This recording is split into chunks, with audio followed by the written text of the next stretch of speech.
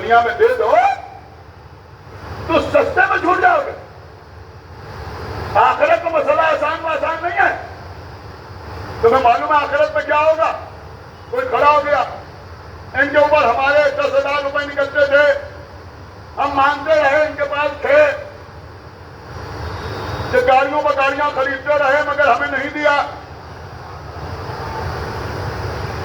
تو سمجھ کے بول رہے ہیں انہوں نے اپنے مکان کا رینوویشن کرایا مگر ہمارا قرض نہیں دیا.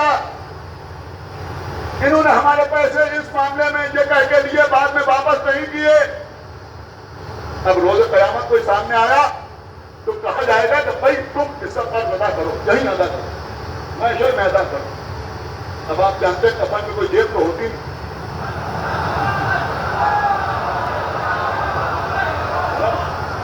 کفن میں کوئی جیب تو ہوتی نہیں.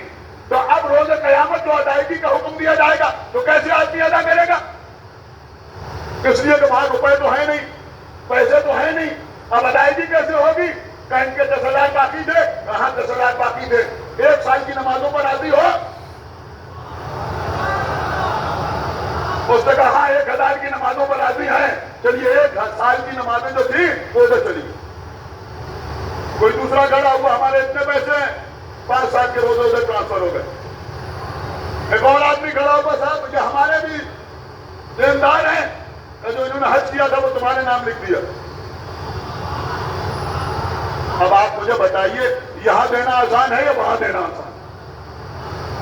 میں کہیے بھائی بیدار ہوئیے.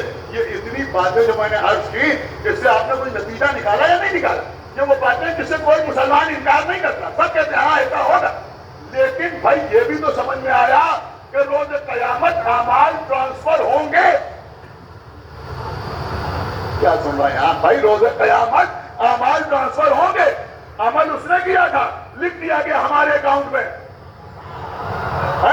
اس کی سال بھر کی نمازیں ادھر آ گئی.